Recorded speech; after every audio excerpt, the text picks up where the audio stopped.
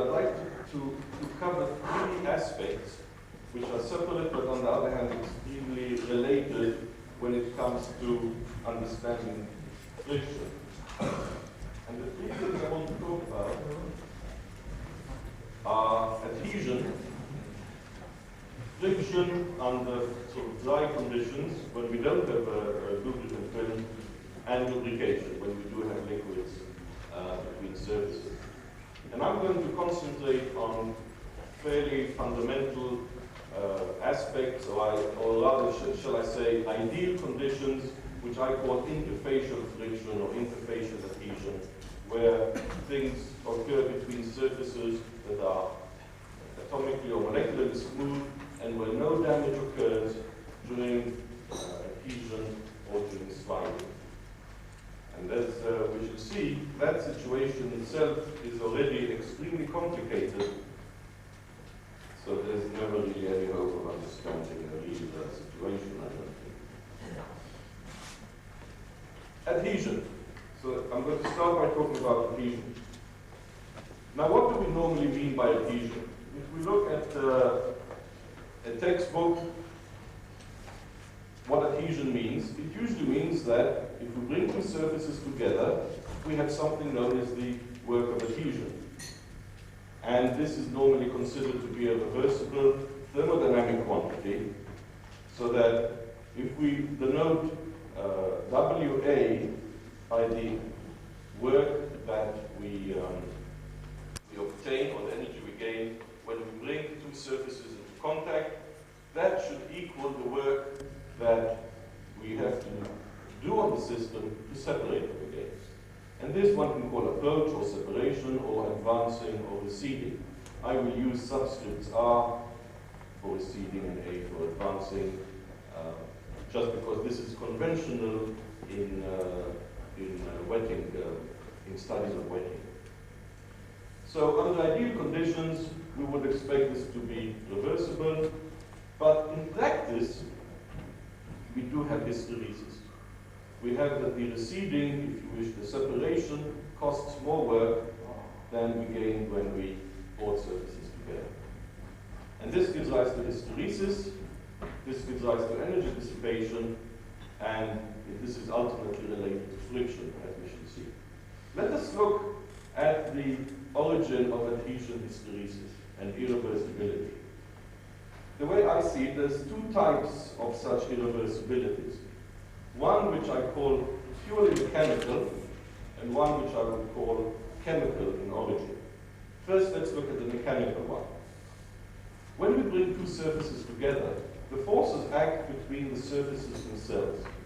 However, whether we're doing an experiment in the laboratory, or whether we're looking at two surfaces in an engine or a machine or in any, or a tape, where the force is actually being transmitted to the surfaces is not directly to the surfaces, but there's also always, if you wish, a supporting or backing material. It may be the material itself, it may be just a few layers of molecules, or, as is usual, it's a macroscopic bit of material that supports the surfaces. And it's at the back of that that we actually hold the surfaces. And we are in contact or communication with the surfaces that are interacting through something which, let us assume, is elastic. Of course, it may be plastic too. This could be modeled as simply as something like, as I've shown here, as two surfaces or two magnets suspended on a spring. And the point S dash is the point at which we actually do work or receive work from the system, where here is where actually everything is happening as regards the forces. So what happens when we bring two surfaces together? We have the reasonably well-known interaction potential, which force as a function of distance will become attractive, and then it will go up like that.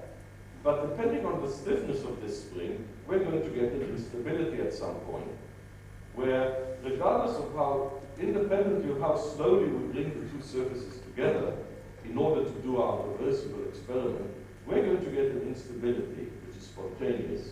And on separating, they're going to jump apart. And one knows that if one can imagine how one does this with the magnets, how they will jump together or apart. and people who do surface force measurements are familiar with these jumps, spontaneous jumps, and people who do AFM and SDM work are familiar with that too. Indeed, one might say that this is actually more the rule than the exception, and even when we have propagation of cracks, in many systems this occurs through spontaneous breakage of bonds which pop. So one is faced with in a way, a dilemma, because thermodynamically, any process that occurs spontaneously cannot be reversible. Meaning, as soon as this happens, or as soon as this happens, even though on the way back all these bonds reform, that does not mean that the process is reversible. One has lost energy, and that energy has been dissipated by phonons. The temperature has increased locally, and then that has spread out until it all evens out again, and that energy can never be recovered. And there does seem to have been this sort of concept that if things look the same, therefore it's reversible. So the first point I would like to say is that this is not the case, and if things look the same, that doesn't mean that they are reversible, and in this case, even though we end up with what looks the same situation, we have done work in going from this process to that, or opening and then closing a crack, or bringing surfaces together and separating them. And this is what I would call mechanical hysteresis. It doesn't matter how slowly you do it, you get these spontaneous jumps, and there's nothing you can do about it. Then there is chemical hysteresis.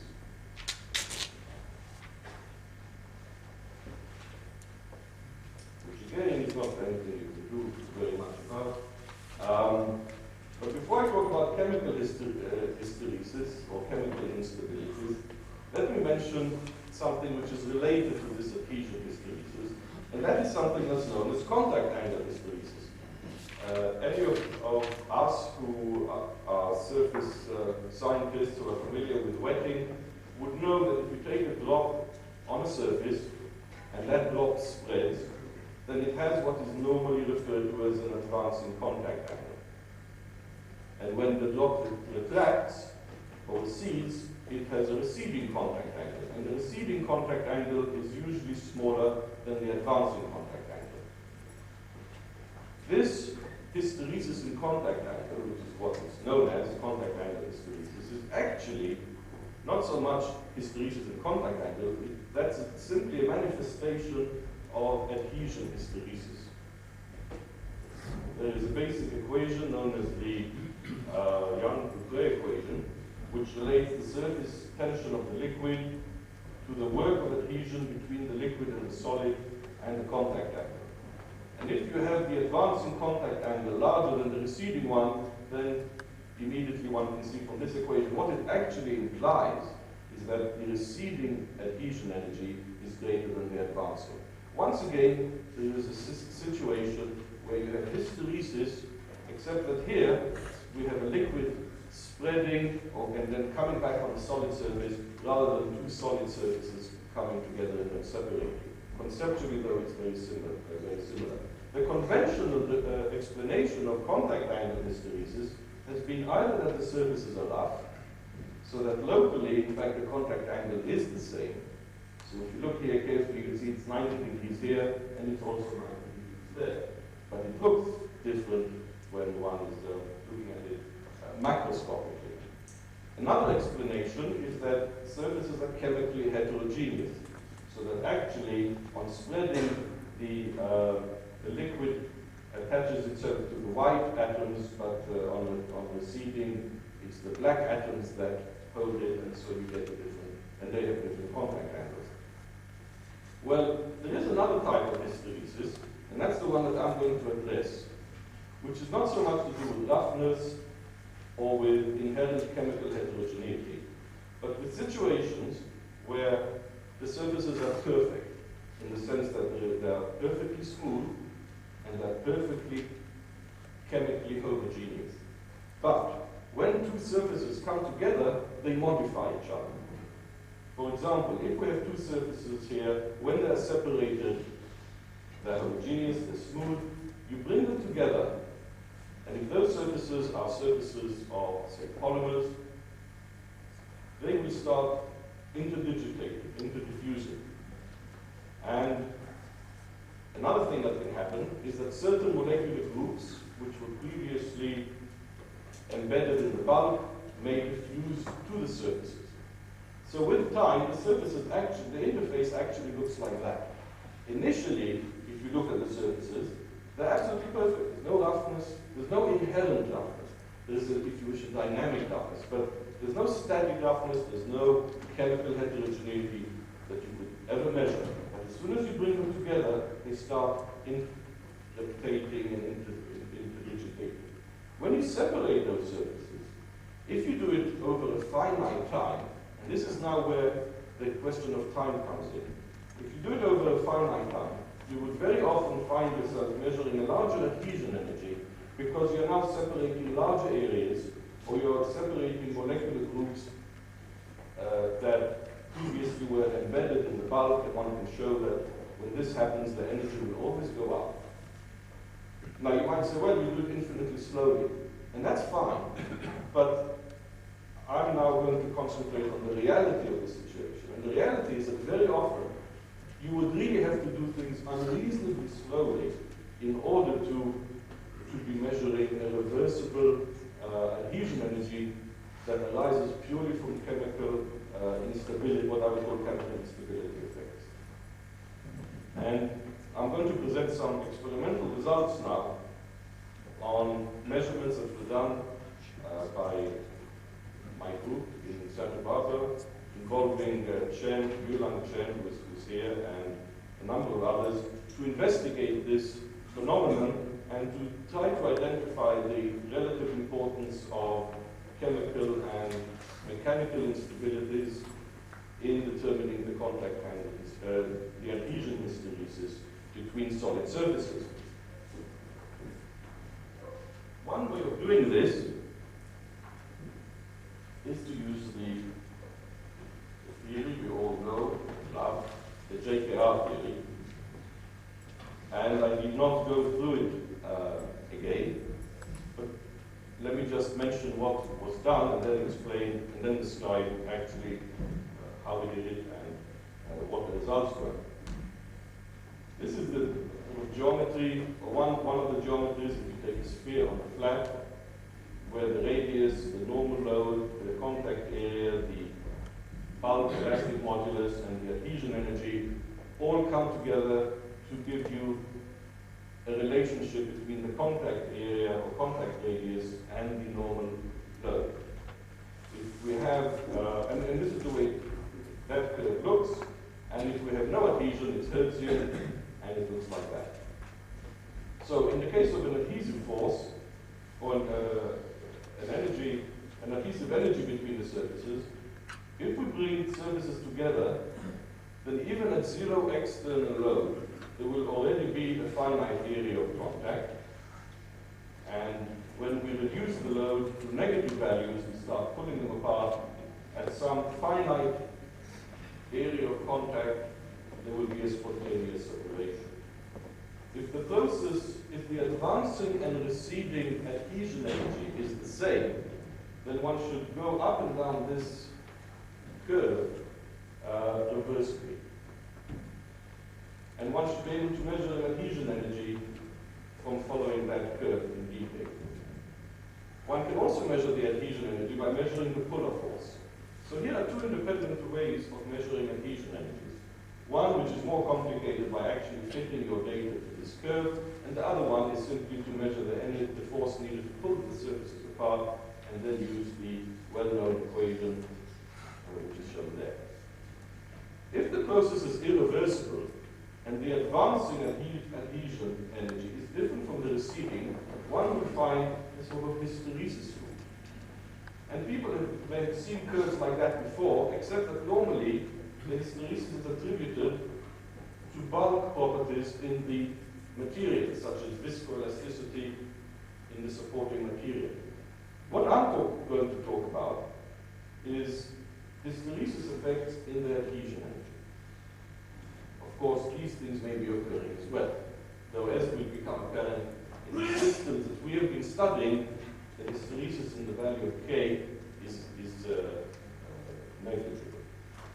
So hysteresis in adhesion energy will give you a cyclic process, is a typical hysteresis loop, and most importantly, it will give you a puller force that is going to be larger than, it's going to give you the maximum possible puller force, and is not going, and neither of these quantities are going to be give you the thermodynamic equilibrium value for gamma.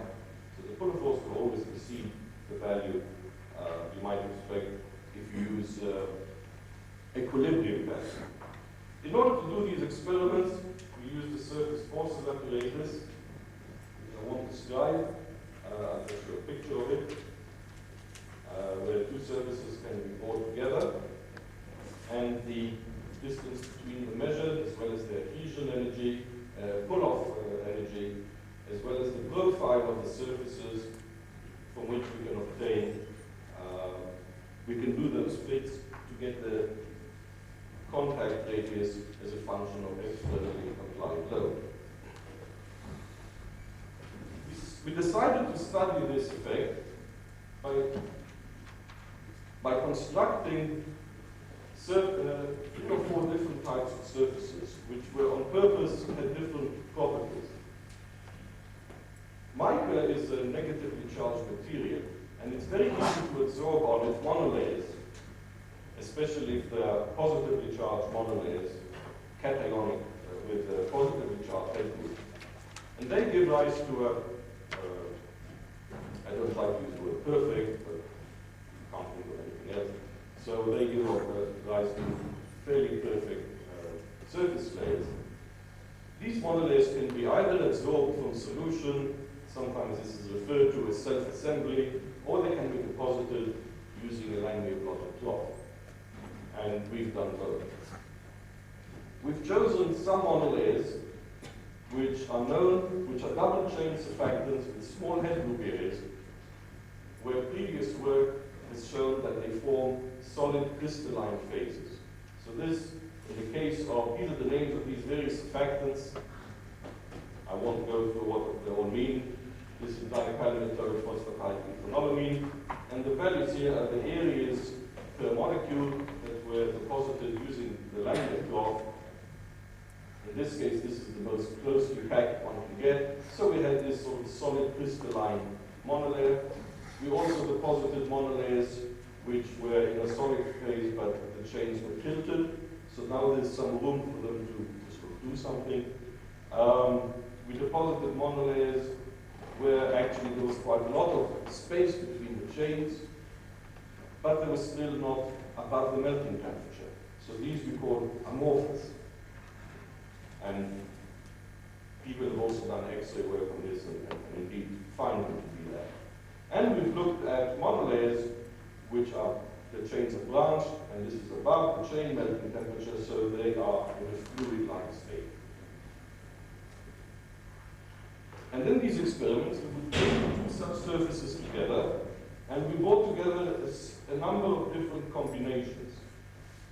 We brought together basically the whole variety of different combinations. We brought together solid-like with solid-like surfaces, liquid-like with liquid-like, or amorphous with amorphous, but we also did asymmetric combinations, such as solid and an amorphous or liquid-like. And now, the results. I'll show how different effects influence the results, such as temperature, time, rate, and so on. And first, let me show what we found when we looked at some different combinations. Starting at, in each of these plots, what is shown is the externally applied load, F, starting from 0, and as a function of the radius of the contact circle, Q. So we would bring the surfaces together, and they would immediately jump into contact because they were pulled into contact by the surface forces, Van der Waals and surface forces. So the very first point we would measure would be this one. And then we would apply load and go up this, and we would do it at different rates, we would do it at different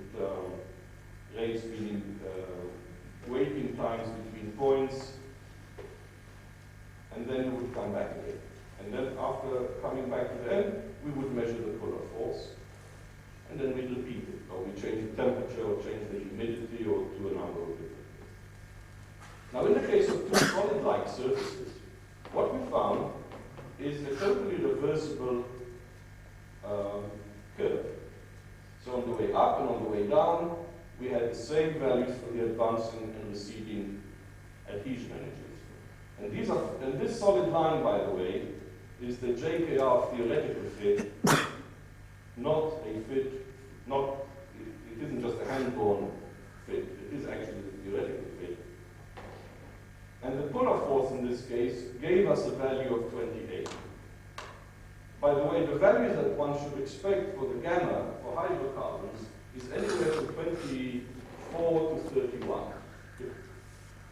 It depends on what fraction of the surface is occupied by CH2 or CH3 groups. So if we got anything in that regime, and especially if it was reversible, we consider this as being sort of ideal. And this is what happened here. So this we consider an ideal system, and also sort of thumbs up to the JKR3, so well done. Then we looked at the fluid-like systems. Actually, no, the fluid-like system is much better. But the fluid-like system shows some hysteresis. The advancing value is about right, but the receding value is definitely too high. And this is an example of what I consider as chemical hysteresis effect. Those surfaces are smooth, they're chemically homogeneous, and yet we have hysteresis because this was measured over a finite time scale. And I'll come back to different time scales in a little while. At this point, let me just say that the times between individual points was of the order of a few minutes, and it was always done very consistently. The polar forces also were always within 10% the same as the values we were measuring or fitting to the receding branch of the JKR. The systems that gave us the most hysteresis, and I should say that I'm only showing about a third of the total number of curves that we have. So there are many more. The greatest hysteresis was observed with the amorphous surfactant layer. In this case, it was a CTAB layer. And there we got very large hysteresis. The receding energy was a factor of 2.5. Well, that actually depended very much on how long we let the surfaces equilibrate. But typically we would get values that were 2 or sometimes 3 times higher on the way out, and that also was reflected in much larger polar forces than we would have expected and consistent with these values. On the other hand, if we took an amorphous surface and put it on a solid surface, it was once again totally reversible, and all the values were what one would expect. This seems to show that what we were getting is indeed consistent with a model here where if we have amorphous surfaces, they interdigitate. And they probably don't interdigitate by more than a few angstroms. But that is sufficient to cause significant hysteresis in adhesion energy, so that on separating the surfaces, the adhesion can be more than twice as big as the equilibrium value. If we have an amorphous surface on a solid surface, this does not occur because for interdigitation, of course, you need both surfaces to interdigitate, and if one of the surfaces is frozen, solid crystalline, this cannot occur. And this, if anything, was the proof to us that the effects we were observing were not due to the glue, but were due to surface energy dissipation effects rather than anything in the bulk material. So the picture that seemed to emerge is that if you have solid surfaces, solid crystalline surfaces, you have no hysteresis, simply because they're frozen, so everything is very much the same on loading and unloading. If you have fluid surfaces, it's also the hysteresis is there, but it's not very high, because there the system can equilibrate faster than you are loading and unloading. You've basically got a liquid. The liquid has a surface tension, and that value is the same if you measure it slowly or quickly. Of course, if you measure it very, very quickly, then even a liquid will start actually behaving like a solid, will show effects which are non-liquid-like. So with a liquid-like surface, we have no hysteresis, but for a different reason from in the case of a solid. There's lots of interdigitation, but it can disentangle just as fast as the peeling. On the other hand, with amorphous surfaces, which is sort of in between, that's where one gets the most interdigitation. It occurs most slowly, and it disentangles most slowly too, and that's where the hysteresis is greatest. But it disappears again if one of the surfaces does not allow for interdigitation to occur. In order to look at these effects in more detail, we carried out a number of other studies, and I will show the results of some of them. First, we looked at the effect of temperature, and we decided to study this surfactant in particular detail. Well, that was the most interesting one, since that showed the greatest hysteresis, so that was also the one where one could modulate that hysteresis most easily. The ones that didn't show any hysteresis, well, basically never showed any hysteresis, even if we changed the temperature, so that wasn't very interesting. So with CTAB, what happened in this particular case, we brought the surfaces were brought into contact and left for various times before they were pulled apart. And the pull-off force was measured, and at 25 degrees, which is roughly the melting temperature for CTAB chains, nobody knows for sure because on surfaces it may be different than under conditions where others have measured it, but it's expected around there.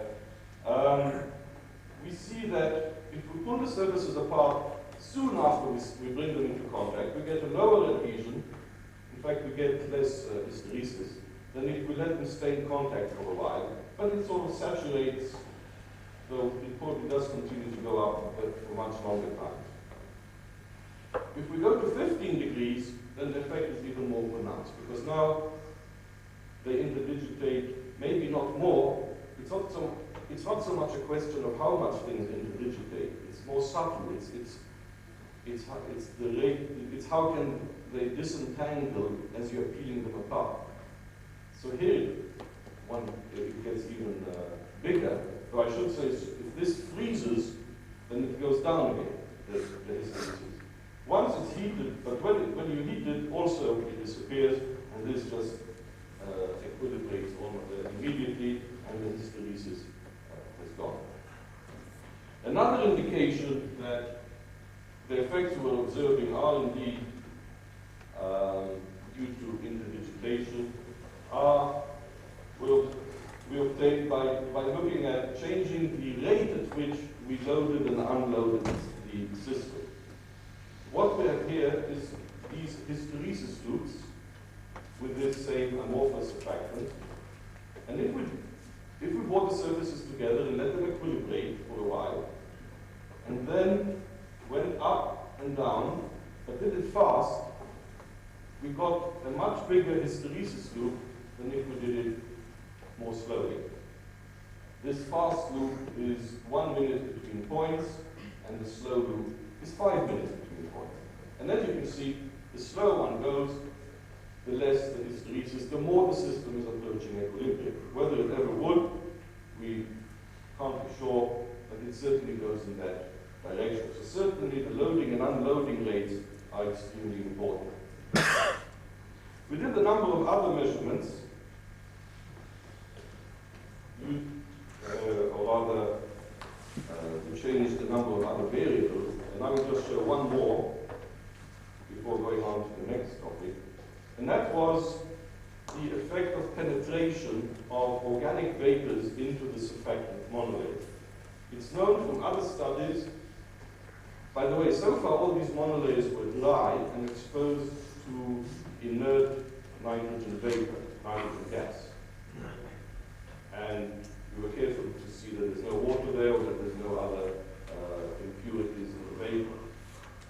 Now, it's known that if you have organic vapors, such as decane or dodecane, condense on an organic surface, like a hydrocarbon surface, and will penetrate into the chains and will fluidize them. So we wanted to see the effects of this. This is also related to work that we're doing in connection with capillary forces and how they affect contact mechanics. What is shown here are 3 cases of 3 different surfactant combinations which showed hysteresis effects. In one case, we have the one that had the greatest hysteresis. This is another case of a surfactant which is amorphous but has 2 chains instead of 1. And here we have the fluid-like system which had smaller but still measurable hysteresis. As soon as we introduce vapor into the system near saturation, some of it condensed and formed a little meniscus and annulus around the contact zone, penetrated into the chains, and fluidized the whole thing. And at that point, all the hysteresis had totally disappeared. And all the curves in all situations were totally reversible, and the pull of forces also were as one would expect from the known values for the surface energy of these hydrocarbons. So, to summarize what I've been saying about adhesion and adhesion hysteresis, it's clear that when you bring surfaces together, molecular rearrangements occur. You can't do an experiment with surfaces separated and really be sure that what you're seeing has anything to do with what happens when they're together.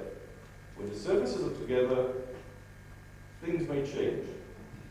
The surfaces will interfuse, certain molecular groups will reorient, polar groups previously pointing into the surfaces will point out, other groups will slowly diffuse to the surfaces. You have a different surface interface, and when you separate them, the adhesion will in general be higher.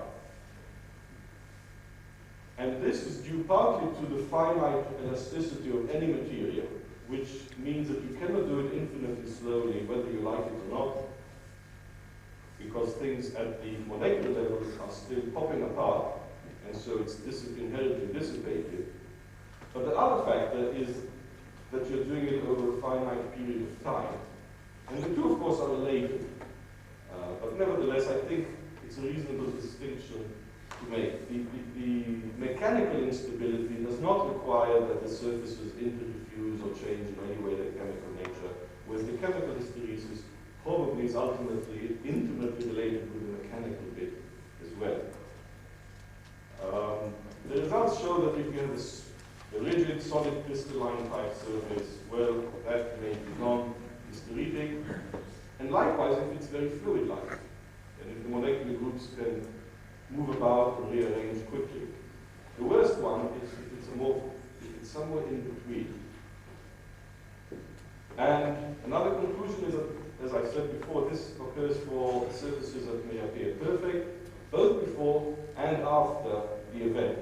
Because these surfaces, after you take them apart, they will anneal, and if you look at them again, they all look nice and smooth and perfect. And finally, if you think about it, adhesion hysteresis is actually the same as friction. Because what we have here is taking two surfaces, bringing them towards each other and separating them. And in the process, what we're actually doing is measuring an energy dissipation. When we have friction, we're doing very much the same thing, except we're now moving them laterally. One can even think of taking surfaces together and then moving them apart, not at 90 degrees, but at 80 degrees, 70, 60. At what point does adhesion change over to friction? Clearly, as soon as there's energy dissipation, at the molecular level, the mechanisms may be different, depending on whether they're moving like that, or like that, or like that. But there must be some inherent similarity in the case of adhesion hysteresis and friction. And that's what I'd like to come on to now. I'd like to talk a bit about friction now, and I'd like to start by looking at the friction of simple surfaces, such as mica, and mica coated with surfactant layers. In these experiments, as Steve spoke earlier today, we've been modifying the surface forces apparatus by replacing the upper support, which held the upper surface through a piezoelectric crystal, and simply replaced it by a friction attachment that has two vertical springs and a translation stage. This setup is actually different from the one that Steve Granick described, even though it looks similar. In this setup, what happens is that we move the upper surface, which we move the whole translation stage, supporting the upper surface, and measure the frictional force simply by the displacement of strain gauges on a spring. This geometry is essentially the same as was used by David Jacob and myself many years ago in an earlier apparatus in Cambridge. And one can model it quite simply like that. You have one surface on another. You have a translation stage connected to that surface through a spring, and you simply move that, and you measure the deflection of that spring. If there were no friction, that spring would not deflect. If there were, and you start moving this, the spring would compress, and then at some point, as this moved, the spring would stop compressing. And one would, on the chart recorder, if you start at this point, simply go up to a certain point, and then it would be straight. So this would be a typical friction trace, and the magnitude or the height of this would simply give you the frictional force. Actually, I'll just show briefly what it actually looks like. The actual attachment, this is the top left part of the surface forces apparatus, and this top left part has had the piezoelectric attachment removed, and this is being replaced by this friction device, and it's operated by a micrometer, and the two vertical springs are shown here, and the strain gauges are attached to these springs. And in these experiments we can make all the measurements that one normally does with the surface forces apparatus. One can measure forces, one can measure the contact area, one can measure the thickness of the film between the surfaces, one can measure both the normal load and the frictional force, and one can measure kinetic, the speed at which they're moving and so on. But first of all, let me show some basic results. And what happens when one moves mica on mica? Actually, these are very similar to what were measured many years ago in Cambridge. Except I think in Cambridge you couldn't apply negative loads because it was a dead load. So really the only thing new here is this is like that. Okay, in these experiments, two mica surfaces were brought together.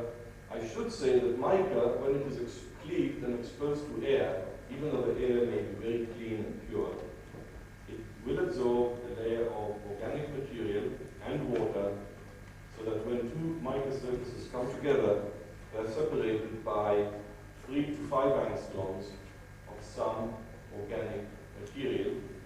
It used to be called polywater, and it certainly has interesting properties. It seems to act like a sort of lubricant. So without saying what it is, well, people do know it's sort of carbon and all that thing. It's not a solid, and one can slide two surfaces past each other, so long as one doesn't do it too rapidly, the surfaces will simply slide very nicely, whilst remaining separated by this 3 to 5 angstrom layer of material. So for the purpose of these measurements, it's not really important what's going on. The main thing is that it does have a well-defined adhesion energy. It has a well-defined area of contact. And as a function of normal load, we could measure the frictional force. And what we found is that the frictional force simply followed the area of contact. And that the area of perfectly well by the JKR theory, both for positive and negative loads. So even at negative loads, the surfaces just continued sliding, the area of contact got less and less and less, up to the point of pull-off. Right up to that very point, everything was just continuing as if nothing unusual was happening, and then suddenly the surfaces would jump apart. So what we're finding is that for this particular case, there is a constant, there is a critical shear stress characteristic for that system, or shear strength, and that there is, and that totally determines the friction. If the surfaces get damaged, and this can occur at very high loads, for example, then everything totally changes.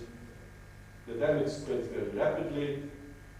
Flakes of mica get pulled out from the surfaces, and the surfaces move apart and move now separated by a forest of flakes, and they remain separated by a few hundred angstroms. And now, what one measures is simply Amundsen's law type friction with a coefficient of friction of about 0.3. So this is quite it, and then there's no adhesion. So it's interesting that the JKR theory not only well, it predicts the area of contact very nicely, and that's not new, but it also works even under sliding conditions. And that I seemed a bit, maybe was a bit unexpected for us. Of course, the speeds of sliding were particularly low. What's shown here are similar curves, normal load against frictional force, except actually this curve is exactly the same as the one I showed just a moment ago, where we plot two things at the same time. We have the frictional force, and here we have the area. This is just to show how well the agreement between the two is. The solid line is the theoretical value that we would expect by fitting it either to the area or to the force. I don't know, the agreement is so good that it really doesn't matter. This basically shows how nicely we fall on each other. If we have surfactant-coated surfaces, it depends very much on what the surfactant is, I should say. Because the sliding of surfactants depends on it. Just like there's all these factors that are affecting the adhesion energy, hysteresis of surfactant-coated surfaces. Likewise, they affect the friction. We're actually studying all these effects of time, rate, and coverage, and phase state, and temperature on the friction. And these are very complicated pictures that emerge, or are emerging, involving both stick slip and non-steady sliding. In this particular case, there was stick slip. What I basically want to show is that the surfactant layer generally, for the kinetic friction, reduces the value of the shear strength. For the static friction, it may be much, much higher. If one has interdigitation and gives time for interdigitation to occur, then initially there could be a very big either stick slip or just an initial spike, or what's sometimes referred to as stiction. And I don't want to go into that. Let me just say that the kinetic value also agrees very nicely with JKR theory, except that now we have a lower surface energy than we had here. But once again, when damage occurs, it becomes Amundsen's law type friction, a straight line with the same slope, with the same coefficient of friction of 0.3. Mica seems to be one where you can modify the surface, and the interfacial friction can be changed dramatically. But as soon as damage occurs, and sliding occurs with surfaces separated by flakes and debris, then it really doesn't matter what was on the surfaces before. The friction coefficient is always about 0.3. Now this may, of course, I don't think one should generalize this for other materials. Mica is a very brittle, crystalline material. When it damages, the damage does not remain localized. It quickly spreads all over the place, and flakes come off, and the surfaces are now separated by this enormous forest of debris, and probably now determined by elastic properties of these flakes, rather than any surface layer that was there before. Nevertheless, back to interfacial friction, you see how we go from mica and air to mica with a surfactant layer on it. We have the shear strength reduced by about an order of magnitude. If we now introduce water vapor into the system, we'll totally immerse the surfaces in some electrolyte solution, where the short-range forces can be strongly repulsive over the last few angstroms. One has what is sometimes referred to as a short-range hydration force. In that case, the surfaces slide while separated by a monolayer of water, one or two monolayers of water. And now, this is what one gets. One gets a very, very low friction. So going from here to here can happen just by introducing a bit of water vapor near saturation. And this has a friction coefficient of about 0.03 or 0.02. But once again, when damage occurs, everything goes back to having this more or less universal curve with a friction universal line with a friction coefficient of 1/3. I should say that I find this particularly interesting because it suggests that you only need one monolayer of water. In this case, we were very careful to measure it, and definitely there were either two monolayers or one. When I say either, I mean it was quantized. The surfaces were either 5 angstroms apart or 2.5 angstroms apart. And yet the friction was extremely low. Clearly, water can inherently be an extremely good lubricant. And that friction coefficient is as low as the value normally attributed to ice. Maybe this shows that you don't need more than one monolayer of liquid water to get friction coefficients as low as that. Jacob, does your curve show that there is no JKR behavior with the monolayer of water? Yes. That it's Avant-Tons? Yeah. That's right. There was no adhesion. Or if it may have been very weak, but it was certainly much more Avant-Tons. To finish this section on interfacial friction, I'd just like to summarize what I think those results show. That basically you've got, we have two surfaces sliding past each other. This is a sort of Coulomb model, or Copperstone model, or Gauss model. Everyone seems to have discovered it. So I don't know what it's called this year. Leonardo da Vinci obviously discovered it. Newton.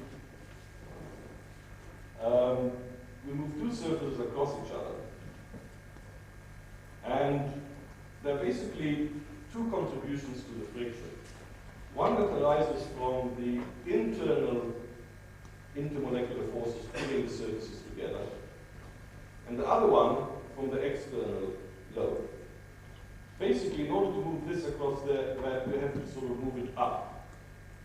And some of the computer simulations that, and I've drawn on some of the ideas on the computer simulations by Mark Robbins and Uzi Landman. Before a surface can move that way, it has to go up, just like with a car pushing it over cobblestones. You're actually pushing it up in order to get it moving forward. And what you do in moving it up by this small distance d, you're doing work against both the intermolecular forces as well as the externally applied load. So if we want to sort of do some balance of energy, we can say that the frictional force multiplied by a distance little d, which would be of the order of a molecular size, would equal the normal force between the surfaces multiplied by some distance big D, which would also be of the order of the molecular size, and then multiplied by some factor less than 1, which gives us the amount of energy that is not, which basically tells us that some fraction of this energy is lost as these things move from one top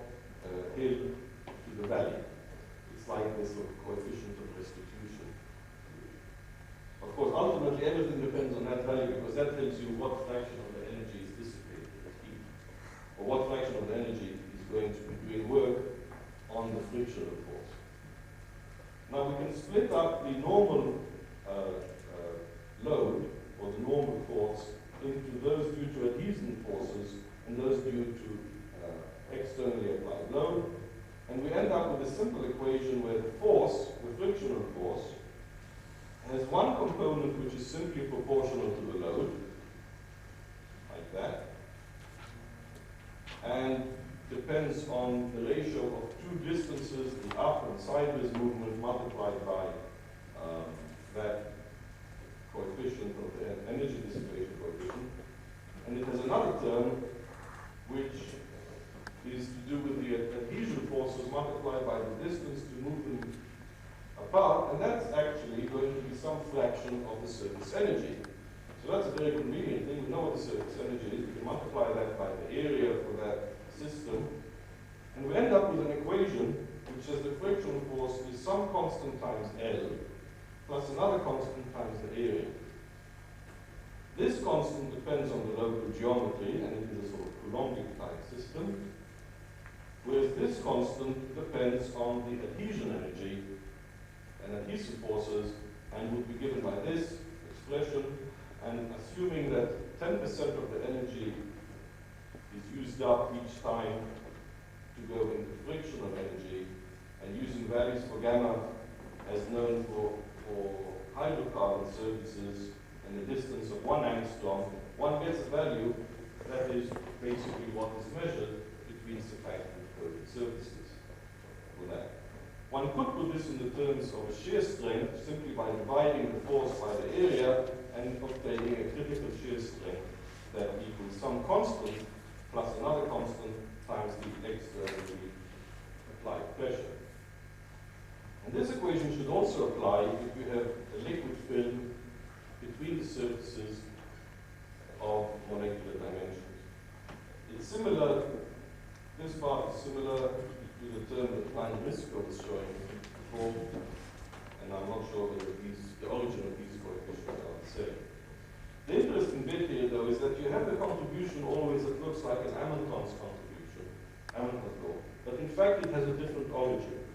When we have what I call normal frictions, full of rubbish here, then we also get this, but this, the origin of this, it may be conceptually the same, but definitely this term will have different contributions from both adhesive junctions and because of asperity sizes may come into determining this rather than atomic dimensions and so on. So in general, one will have this, and our results certainly fit into this category that we have this term which dominates for small loads with the area determined by JKR theory, and an additional term which depends on load, which unless the friction is, unless the load is, unless the adhesion is very low, as occurred in the case where we had, say, a thin film of water, that term does not show up, at least not until you get to much higher loads. So either of these terms can dominate, depending very much on how strong the adhesion is. So that's a very simple-minded way of looking at it, but it seems to account nicely for interfacial friction. The last thing I want to talk about is effects of liquids between surfaces when we have lubricated sliding. If we have two surfaces, we bring them together in a liquid and we press them together. Again, I'm talking about ideal conditions, no surface damage, molecularly smooth surfaces. They will usually, well, they push out the liquid altogether, or, as is more common, they may trap a monolayer or two or three of the liquid molecules between them.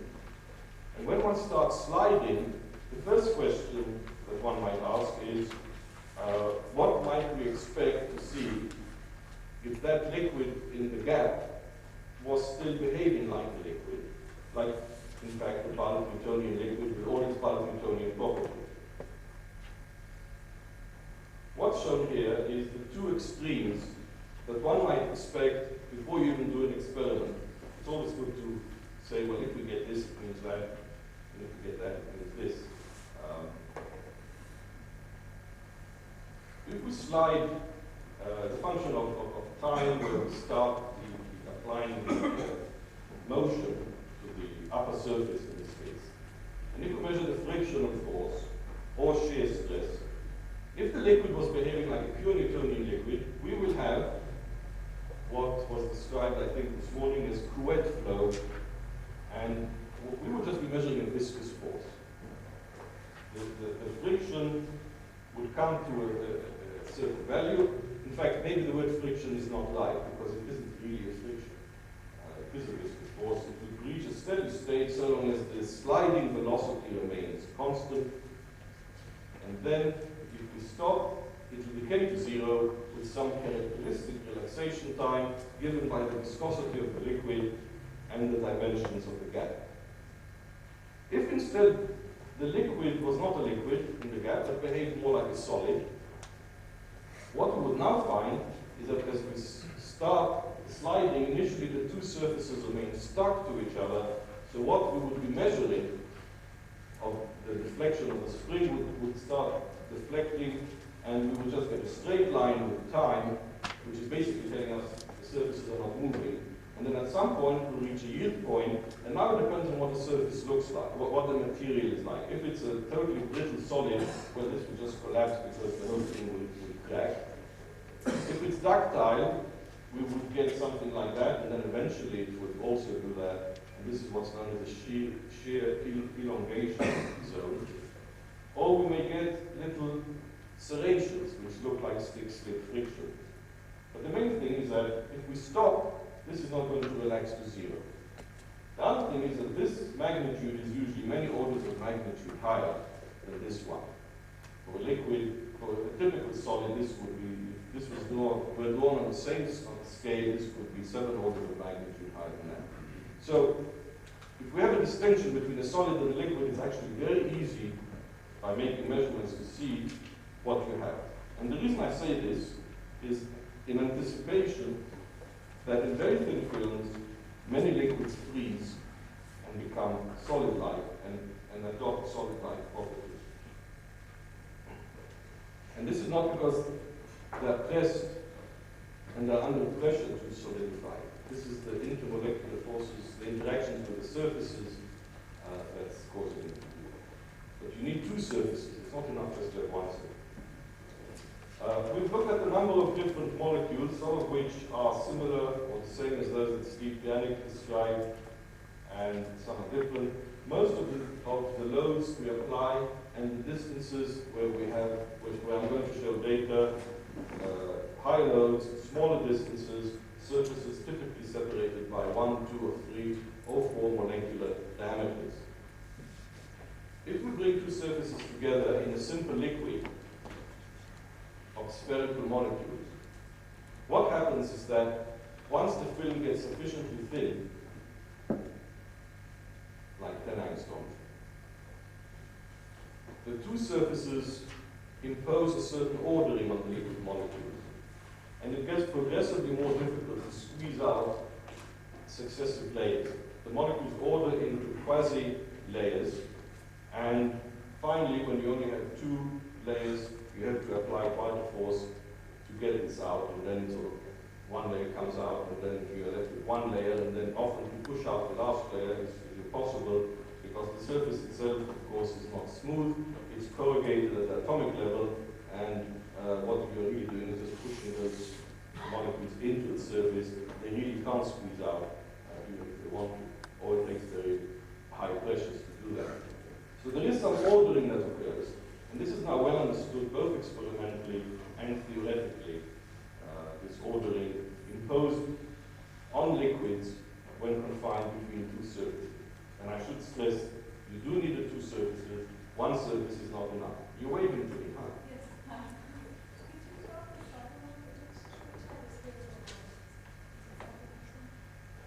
Oh, the spherical molecules, in this case, were cyclohexane and OMCTS, octamethyl cyclotetrasiloxane. That's a nice molecule, actually. No. Against my Now this molecule is nice because it's spherical and it's got a diameter of about 8 angstroms, so it's everybody's favorite. And we've looked at chain molecules, including linear and branch and so on. Generally, what happens for the spherical molecules, bring the surfaces together, and if they're only 2 or 3 or 1 layer, they behave like a solid layer. And if we start sliding, we get solid-like behavior. This is time, we start sliding, we reach a yield point, and then either we get smooth sliding or we get stick-slip motion. If we stop sliding, it doesn't decay, it stops, stays forever, over lunch at least. And then if we start again, it just continues. If we have a transition from 2 layers to 1, this will occur during sliding, and one can see it on the fringes that the surfaces are beginning at some point to break through, and as they continue sliding over a period of a few seconds, the contact will sort of move back as this surface moves there. And at the same time as you see this on the fringes, you see on the chart recorder the friction going up, and then it settles to a new value, much higher, because the friction, or if you wish, the shear strength of 1 layer is higher than 2 layers, but then continues much as before. On the other hand, if you have hydrocarbon molecules, or branched molecules, or polymer metals, they're much more difficult to order, and they behave much more like liquids. And they will have no stick-slip, they will have much lower yield points or shear stresses, and when one stops sliding, they will not decay, but they will not decay to 0, so they're not really liquid-like. Well, they're liquid-like, but they're not like Newtonian liquids. Another thing with these liquids, as I will explain, is that they can be made to order after sliding for a certain length of time. It's like you're massaging the molecules to order, and it can take quite a while,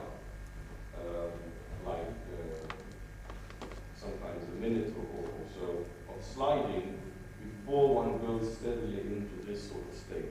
There's obviously some very slow relaxations that are taking place, which is not surprising because these molecules are now confined in a very thin film under very large pressure. Let me show some real results straight from the chart recorder.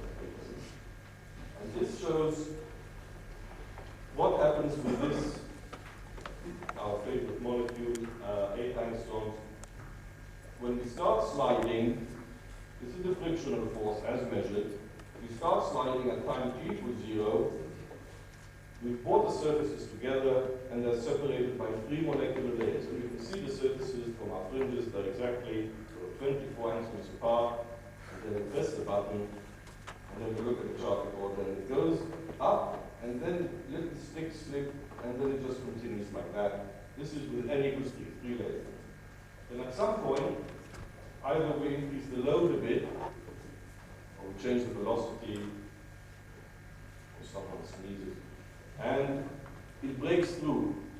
And then this continues during the sliding, and it goes to a new level, much higher. It goes from 3 layers to 2 layers.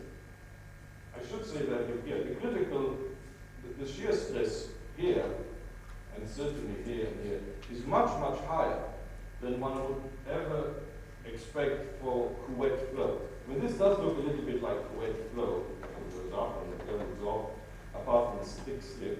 But if you stop sliding, it doesn't decay. Also, if you double the velocity, that does not double in height, which is what it should do if it was Couette flow. But the main thing is that the magnitude is much bigger than you would ever get for Couette flow, assuming the bulk viscosity. It's like Steve said, if we were to force a viscosity into this value, an effective viscosity, it would be many orders of magnitude higher than the bulk. Then we can go from 2 layers to 1 layer, and once again there's a transition until it settles at 1 layer of liquid molecules. The properties of these sliding films, these molecularly thin films, one might say it's quantized with the number of layers. The differences between 3 layers and 2 is very distinct and very well defined. And the surfaces do not slide with a, say, they always have an integral number of molecules between them. If they have only some, it's because they're on transition from 2 to 3 or 3 to 2. And the differences between 3 layers and 2 layers can sometimes be an order of magnitude in these properties. Another interest, well, actually lots of interesting things here. Okay.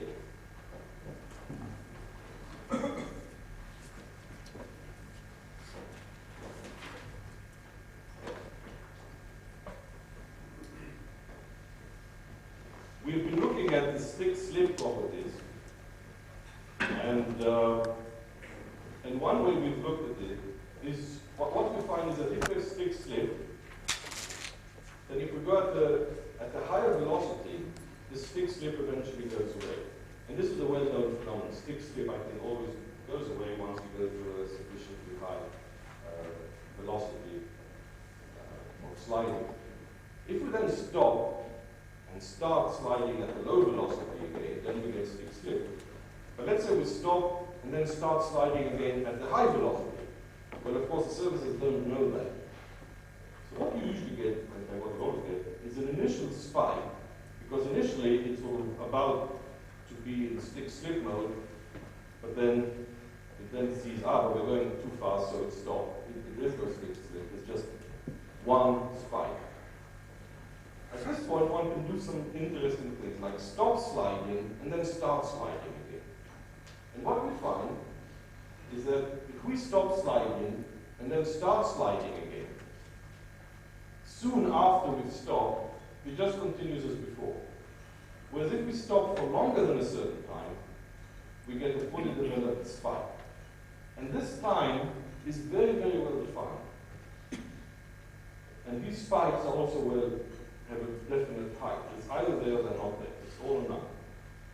And this suggests that what happens is that we have a phase transition occurring, where the molecules are in a liquid-like state while sliding, and when you stop, they freeze. Like it takes time. They have to nucleate, I don't know the details of it. And if you don't give them that time, when you start sliding again, they're still sort of in sliding mode. But if you do give them that time, they're frozen, and then you are in the sticking mode. And the final overhead shows. What is the material that you use? Oh, there's a variety of liquids to do this. We have chosen for detailed studies tetradecane and hexadecane because the times are sort of manageable times. If you take a smaller molecule, the times are so short you can't do it. Well, you can, but if you take other types, it's sometimes too long. So we've chosen a liquid that the times are of the order of seconds. And work by Mark Robbins and Uzi Landman and Giesler and some others have shown that this is computer simulations, what actually happens is indeed a phase transition does occur. You have a film which is being forced to solidify by being confined between two surfaces. And when you apply a lateral force, you get what essentially amounts to shear melting. And at that point, you get a slip. And the thing slips, it's not obvious, well, the whole thing may become a liquid, or only part of it may become a liquid, but clearly the slip is associated with a change in the phase state. And then after it slips for a while, and the force relaxes, it solidifies again a bit later, and that's you're in the sticking mode. And this seems to be very consistent with our observations that the fundamental thing is actually stick-slip. And I think Mark Robbins might discuss at some point later that the fall of friction with velocity is not the cause of stick-slip, but it's the other way around. It's stick-slip occurring in different parts of the surface that is the cause of the fall in friction. So that is the fundamental thing, rather than a friction coefficient that has different values and different velocity. So that brings me to the end of my part on lubrication, with the words that in very thin films can behave totally different from those in the bulk, both qualitatively and quantitatively. They may become liquid-like, solid-like, or liquid crystalline-like, and that the molecular geometry is actually extremely important, the way they can pack together and fit with the surfaces, and even changing the crystallographic orientation of the surfaces has an effect on the friction and on the stick slip.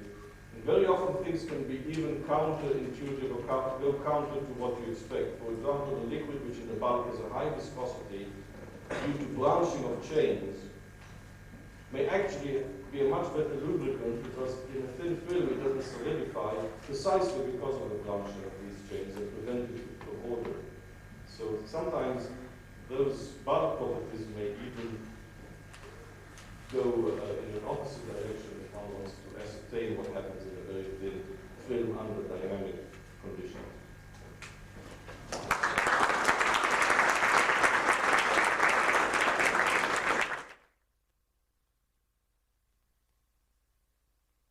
Crack opening, or in the JKR sense of adhesion being broken as a reversible process.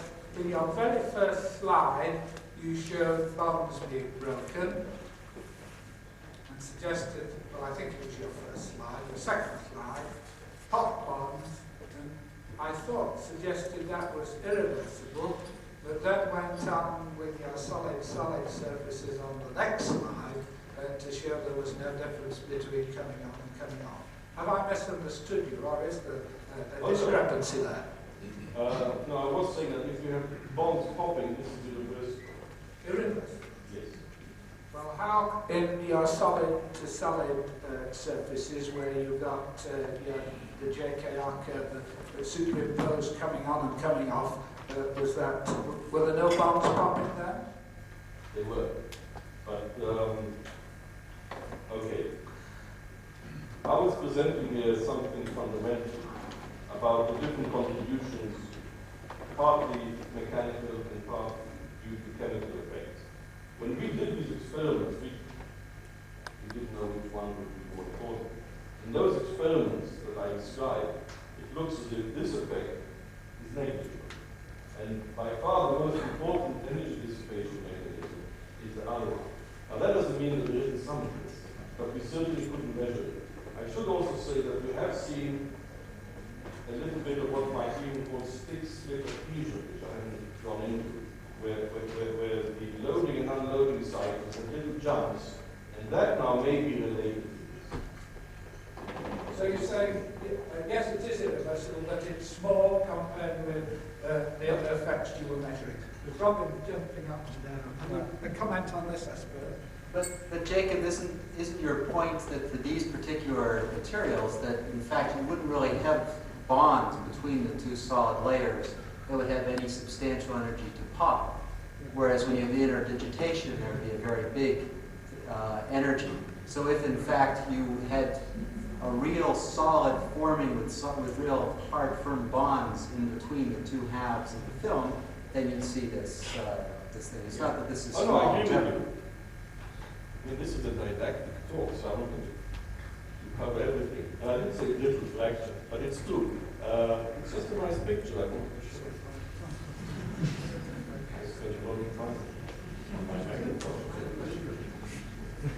Coming back to the question of the monolayer of water, which is a very interesting point, where you say that you get a coefficient of friction of about 0.03, which is very similar to that of ice. Now, from previous studies not related to anything to friction, we have done some work on the absorption of monolayers of water and found that they are very much in the structure of two-dimensional ice, in fact, obeying all the ice rules, so to speak. Now, the question is, now in addition you showed that the friction measurements that you've done do not obey the JKR theory. Is friction on ice obeying the JKR theory? Were these experiments done for ice? Did anybody do friction measurements on ice to try to explain the use of JKR. Let me just say first about the JKR theory and the friction when there's water there. It's not that it wasn't obeying the JKR theory. It's that there was no JKR theory to obey because there's no adhesion in that case. So you're left with just that linear contribution proportional to load. As I said later, there's two contributions, one due to adhesion, one due to load. The load one is just like that. Then you have the JKR bit. In the case here, the adhesion was, well actually there is some adhesion, but it's very, very low. And you would not see any JKR contribution arising from it. Hence, this is an Hamilton's law behavior, whereas these ones are not, even though here there's a contribution as proportional to load as well. But you have to go to much higher loads to see. Are the water films thick? No, just one layer, one or two layers of water. I don't know. Or can you say when you've got monolayers of liquid, when you're going to have adhesion and JKR behavior and when you're not, in principle? No. No, you see, water behaves very differently from other liquids. If you have a monolayer of any other liquid, like cyclohexane, all these other liquids I showed, they're totally different. They have enormous friction, they have stick slip. This never had stick slip either. Yes, they're totally different. Water was... I'm slightly confused. Why isn't there adhesion here? I must be missing something. There is no adhesion between the microsurfaces across this aqueous film. This was done in some sort of sodium chloride solution. There is a short-range oscillatory repulsive force with a periodicity of 2.5 angstroms, where the minima are above the zero. David Taylor used to smile and say to me, water is the most common material with the most uncommon properties. I can describe this in more detail if you'd like me to. Well, let's just show the I have to pour something on otherwise we might drown. I'm sorry to put this backwards and forwards and bring it out of order, but I'd like to go back to your first slide with the hysteresis. You distinguish between mechanical hysteresis and chemical hysteresis. And what I'd like to do is just to remind you of some data that Roger Horn and Doug Smith in our institute have been doing with dissimilar materials. They've taken mica, measured the adhesion force, and they get somewhat reversible behavior between the approach and the separation of those two surfaces. And they've done the same with silicate glasses. They've been able to blow very smooth silicate glass surfaces, as I think you know. But when they take mica and lower it onto glass, they have a very weak attraction. But when the contact is made, charge transfer takes place across the interface. And the contact circle expands enormously, and the pull-off force to detach the two surfaces is very much greater than for mica or for glass. In fact, for those two similar interfaces, it's something like a couple of hundred millijoules per meter squared. But to separate the mica glass, it's of the order of several joules per meter squared. And the hysteresis is gigantic. My question now to you is, would you call that mechanical, or would you call that chemical, or what would you call that? It's one of the strongest examples of hysteresis that I see. I would do lots of experiments before I call it anything. I'm not being facetious. I would study it first and then decide. Just like we thought originally but we had a big contribution from the glue for our hysteresis. And it turned out that actually that it was all surface effect. So, there's also the viscoelastic properties of the backing material, which is yet another contribution. So I think we just have to do experiments and then it becomes clear what its origin is. Don't suggest it's an artifact. No. Question from Hubert Pollack about your cobblestone friction. Jacob, when you push your cart doesn't have just 4 wheels, it must have many millions of wheels. And I can't believe that they're all lifted up off the ground all simultaneously. Now, if I'm right about that, then presumably the number of atoms at any one time that get lifted up. That number will affect the value of your fudge factor epsilon. I would guess that the fewer the number that are being lifted off the ground at any one time, the lower would be the value of epsilon. Is that more or less how you think of it? Oh, I agree with you that, I mean, this sort of brings us to the whole issue of lattice commensurability and incommensurability and lattice mismatch and or what Brian calls lattice coherence. Definitely what you say is true, and the stochastic aspect to it, and it's a bit statistical. We've done some experiments looking at the adhesion force between two minor surfaces as a function in water, as a function of the crystallographic angle between them, between the lattices. And we find that when they're perfectly matched, the adhesion is much greater than when they are misaligned. And over an angle of about 1 degree or half a degree, the adhesion falls, but it doesn't fall to 0.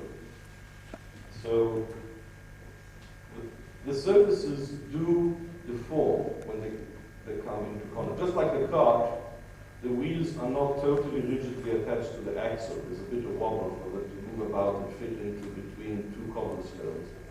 Surfaces also have a certain ability to distort. And in fact, the whole theory of lattice mismatch effects on grain boundary edges is based on this distortion. So they will locally distort so that they will fit in little patches. But it isn't just lattice mismatches, it's the question of rocks propagating along the interface or cracks propagating along the interface and so on. Okay, can you ask me a simpler question?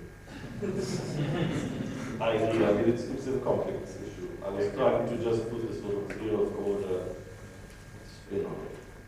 I'm not saying that's the whole story. Let's leave it to the end of the week. Ah, good. Jacob, question. Your model about melting at the very end was really intriguing. In most first-order phase transformations, however, you see fairly abrupt changes in physical properties like density and volume. You're capable of measuring the displacements between your plates at constant load.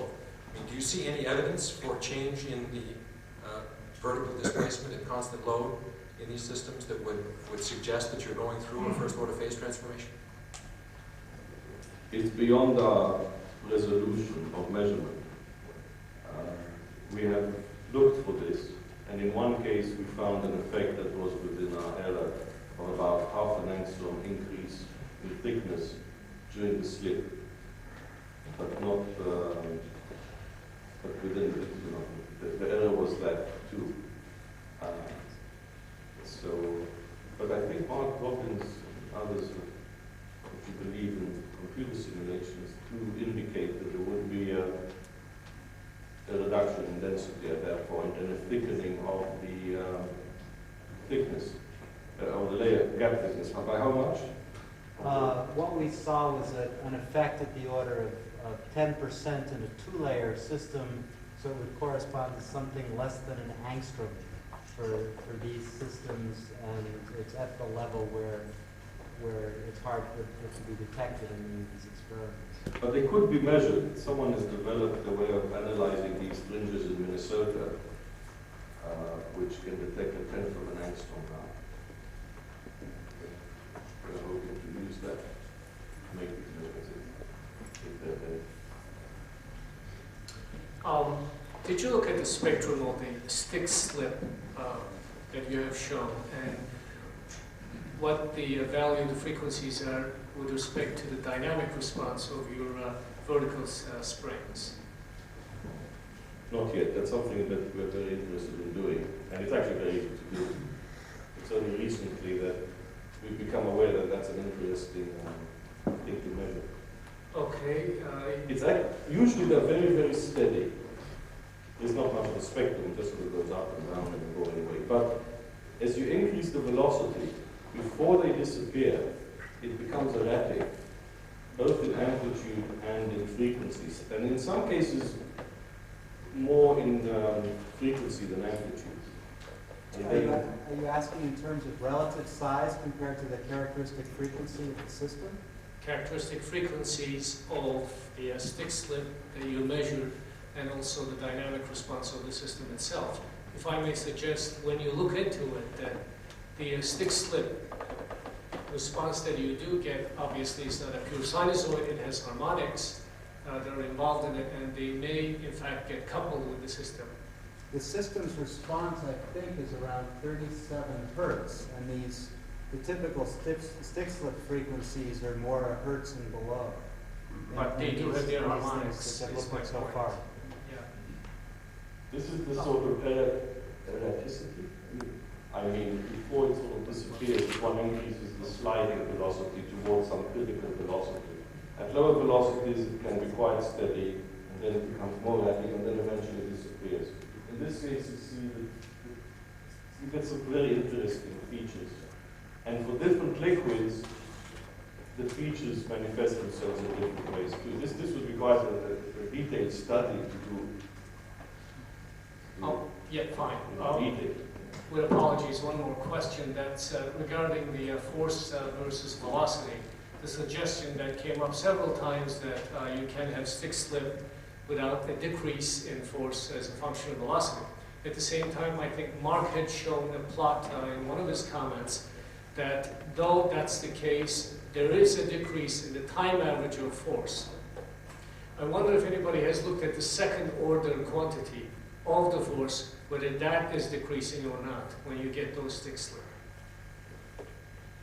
I can't answer that. I didn't understand what you mean by the second order quantity of the force. The second harmonic or the second if you do a perturbation analysis and see if the second order, because time average is decreasing, I believe, right? That implies from other studies that there's a possibility of second order quantities coming down. Yeah, what do you mean by second order quantity? I think can we pursue that question afterwards, since it isn't clear cut? Jacob, on your chemical hysteresis curves, where you're plotting the contact area versus the load, and you showed the effect of temperature, you showed the effect of this penetrating vapor. You also observed the effect of the maximum load that you apply. For example, when you're solid-solid, you went up to a maximum of 15 millinewtons. On the amorphous case, you went up to 30. For example, if you went to higher loads, would you get a bigger hysteresis? Yes. And could you induce hysteresis in the solid-solid if you went to higher loads?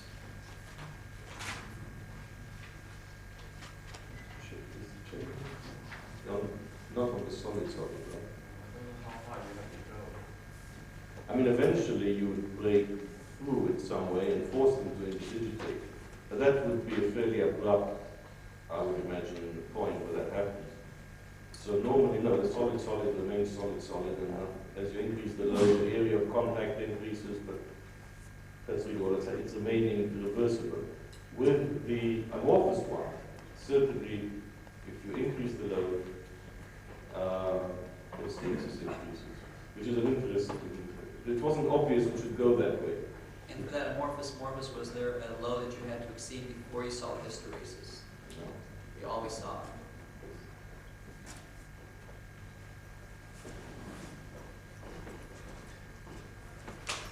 Hi, Nancy Burnham. Also on those same curves, you may have said this and I just missed it, but did you have a way of confirming that the loads you applied were perfectly elastic? I mean, they didn't damage the material at all? We can tell that from the fringes. Okay. So the hysteresis is due to some interdigitation or adhesion and not damage or plasticity of the material? That's right. Okay, thank you.